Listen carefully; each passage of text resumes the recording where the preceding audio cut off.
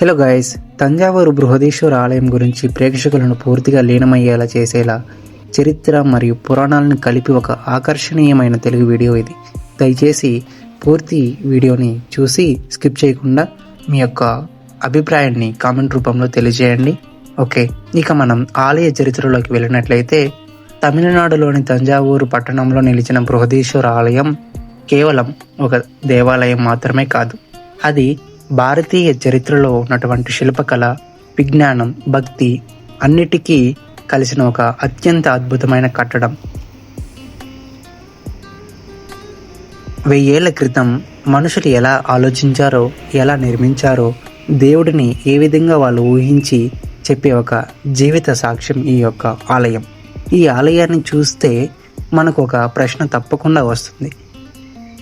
ఇంతటి మహానిర్మాణాన్ని ఆ కాలంలో ఆధునిక యంత్రాలు లేకుండా ఎలా నిర్మించి ఉంటారు? ఈ ఆలయాన్ని క్రీస్తు శకం 1010లో చోళ సామ్రాజ్యపు మహారాజు అయినటువంటి రాజరాజ చోళుడు నిర్మించాడు. ఆయన కాలంలో చోళులు కేవలం యుద్ధ వీరులే మాత్రమే కాదు, కళలు, శిల్పం, సంగీతం, భక్తి అన్నిటికీ పెద్దపీట వేసిన పాలకులు. రాజరాజ చోళుడు తన శక్తి, సామ్రాజ్య వైభవం మాత్రమే కాదు, దేవుడిపై ఉన్నటువంటి అపారమైన భక్తిని ప్రపంచానికి తెలియజేయాలనే ఉద్దేశంతో ఈ ఆలయాన్ని నిర్మించాడు. అందుకే ఈ ఆలయానికి బృహదీశ్వర అనే పేరు వచ్చింది. అంటే మహాదేవుడు అని అర్థం. ఈ ఆలయ గర్భగుడిలో ఉన్నటువంటి శివలింగం భారతదేశంలోనే అత్యంత భారీ లింగాలలో ఒకటి అన్నమాట. ఈ లింగం ముందు నిలబడితే ఒక చిన్న మనిషిలా మనం అనిపిస్తాం. అది ఉద్దేశపూర్వకంగా చేసిన రూపకల్పన. అంటే శివుడు అనేది కేవలం దేవుడు కాదు, అతను విశ్వం అన్నమాట. మనం ఎంత చిన్నవారమో ఆ విశ్వం ఎంత విస్తృతమో గుర్తు చేయడానికి ఆ పరిమాణం అన్నమాట. గర్భగుడిలోకి వెళ్ళగానే వెలుపల నుంచి వచ్చేటటువంటి శబ్దాలన్నీ మాయమైపోయి ఒక లోతైన నిశ్శబ్దపు మనసును కప్పేస్తుంది. అది భక్తి మాత్రమే కాదు, శాస్త్రీయంగా రూపొందించినటువంటి ధ్వని నిర్మాణం అన్నమాట. ఈ ఆలయంలో అత్యంత ఆశ్చర్యకరమైనటువంటి భాగం ఏదైనా ఉంది అంటే అది మనకి విమాన గోపురం అంటాం. అంటే గర్భగుడిపై ఉన్నటువంటి శిఖరం, దాని ఎత్తు సుమారు 216 అడుగులు. అంటే ముఖ్యంగా ఆశ్చర్యం కలిగించే విషయం ఏంటంటే ఆ శిఖరం మధ్యాహ్న సమయంలో నేలపైన నీడ పడదంటారు. కరెక్టే, ఇది యాదృచ్ఛికం కాదు.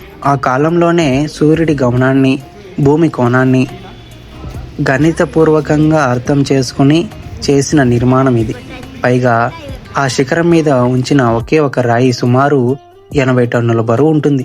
ఆ రాయిని పైకి ఎలా ఎత్తారనే విషయము ఇప్పటికీ ఒక రహస్యమే. ఇంకొక విషయం ఏంటంటే ఆ తంజావూరు ప్రాంతంలో ఎక్కడ మనకి ఆ రాయి, గ్రానైట్ రాయి అనేది దొరకదనమాట.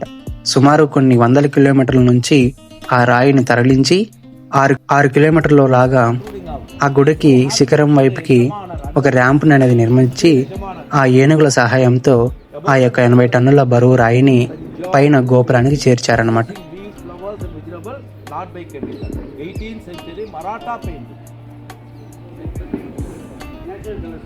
పురాణాల ప్రకారం ఈ ఆలయం శివుడి తాండవ శక్తిని ప్రతిబింబిస్తుందని నమ్మకం అన్నమాట. ఇక్కడ శివుడు బృహదీశ్వరుడుగా మనకి దర్శనమిస్తాడు. కాలానికి, మరణానికి, భయానికి అతీతుడుగా ఈ ఆలయంలోని నంది విగ్రహం కూడా అత్యంత విశాలమైనది. శివుడి వైపు నిరంతరం చూస్తూ కూర్చున్న ఆ నంది భక్తికి, సహనానికి, స్థిరత్వానికి ప్రతీకగా భావిస్తారు. నంది కళ్ళల్లోకి చూస్తే అది మనల్ని కూడా ఆత్మ పరిశీలన వైపుకు నడిపిస్తుంది.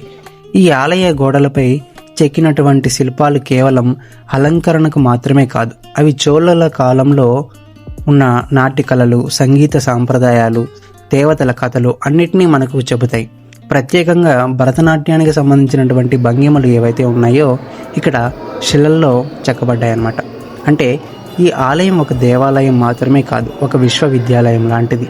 అప్పటి ప్రజలు ఇక్కడ విద్య నేర్చుకున్నవారు, కళను ఆరాధించారు, దేవుడిని పూజించారు. బృహదీశ్వర ఆలయం యునెస్కో ప్రపంచ వారసత్వ సంపదగా గుర్తింపు పొందింది. కానీ అంతకంటే గొప్ప విషయం ఏంటంటే ఇది భారతీయుల ఆత్మగౌరవానికి ఒక ప్రతీక. 1000 ఏళ్ల క్రితమే మన పూర్వీకులు ఇంతటి ఇంజనీరింగ్, ఇంతటి నైపుణ్యం, ఇంతటి ఆలోచన శక్తిని ప్రదర్శించారంటే మన సంస్కృతి ఎంత గొప్పదో అర్థమవుతుంది. ఇది మనకు ఒక ప్రేరణ, మన భవిష్యత్తు మరింత బలంగా ఉంటుందని చెప్పే నిదర్శనం.